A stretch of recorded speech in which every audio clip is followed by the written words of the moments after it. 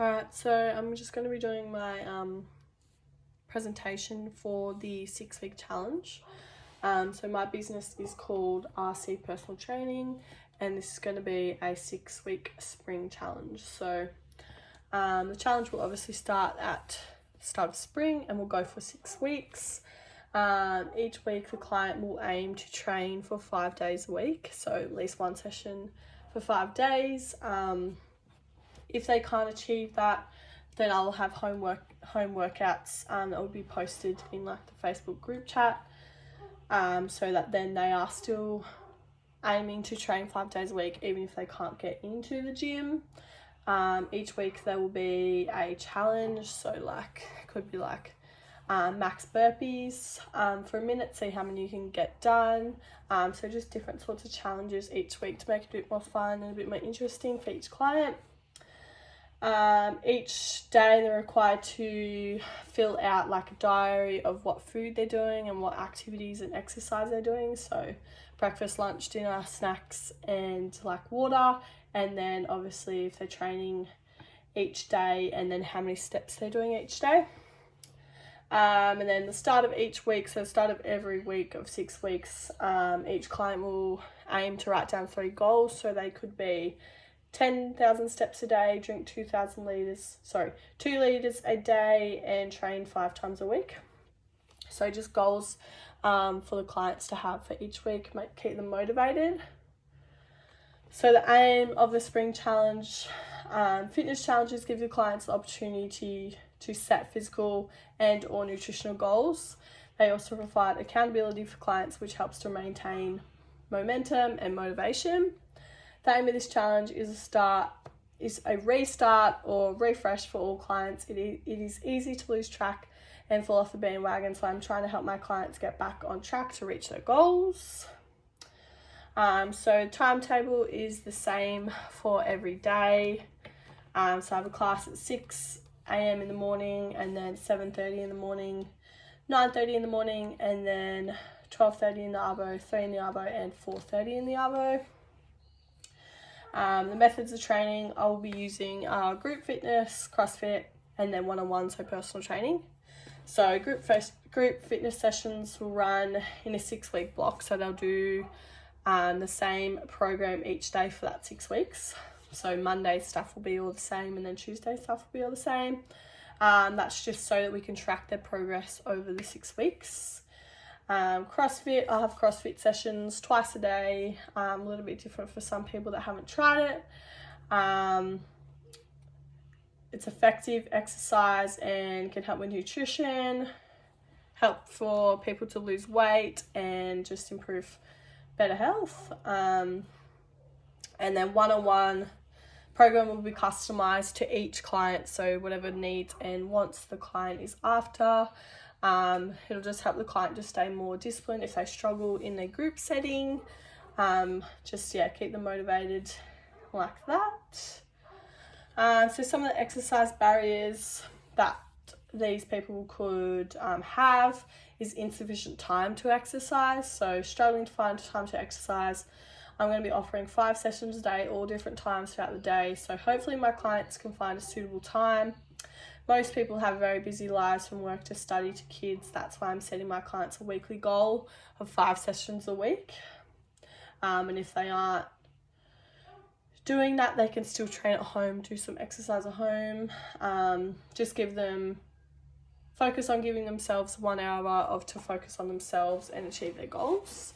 Another barrier could be lack of self-motivation. So lack of motivation is a feeling that we may experience from time to time as individuals. By setting yourself 3 goals each week for every day, this helps you to stay on track and stay focused on hitting those goals. Motivation can come from within yourself, so intrinsic motivation, where the behaviour is driven by personal satisfaction. And intrinsic motivation would come from me, your trainer, to make sure you stay focused on those goals. And when you enter the gym for your sessions, motivating you, encouraging them to do their best. So how they should be reading food labels, just a few things that they should have a read when they do pick up something. So the number of calories in a product, the carbohydrates in the product, So the number of calories listed on a food label tells you how many are in one serving. It is important to remember that even small packaging often contains more than one serving. Carbohydrates are sugar or starch such as pasta, bread, fruit, vegetables, beans or dairy that the body uses as its main energy source. Total fat, another thing to look at. This number on a food label indicates how much fat is in a single serve. Limit total fat to less than 25 to 35% of the calories you consume each day.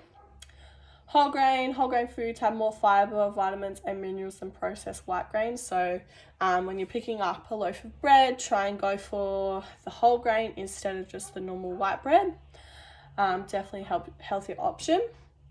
Sugars, this section of the nutritional label lists added and natural sugars separately. So some things will have added sugars, obviously that's unhealthier, and then natural sugars still have sugars but they're from naturally sourced things.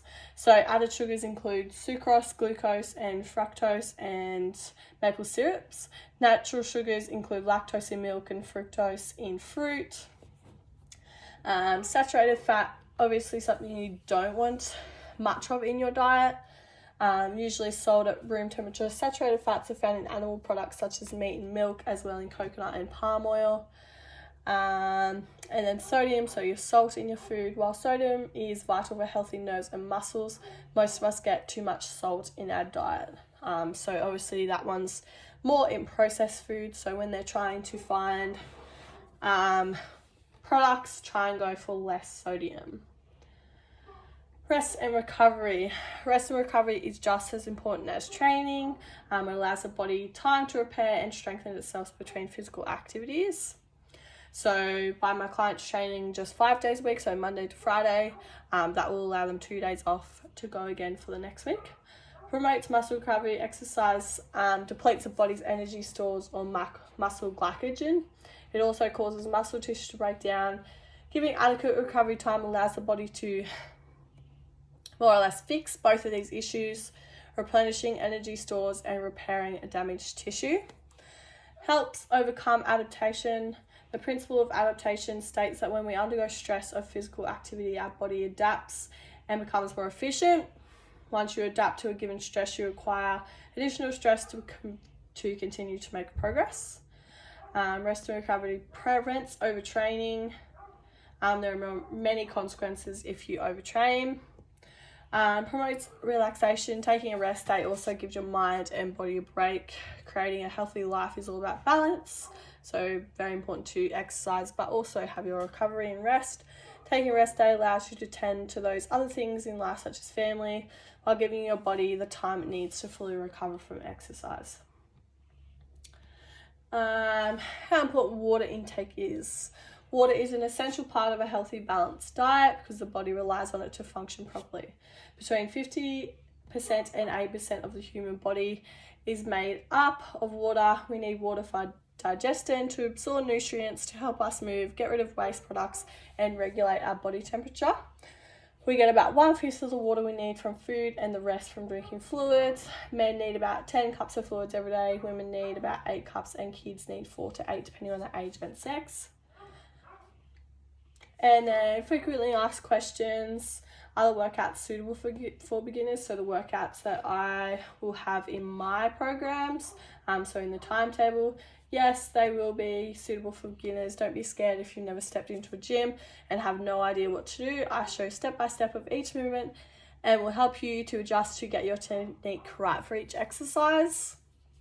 Another question, if I have an injury, can I still do the challenge?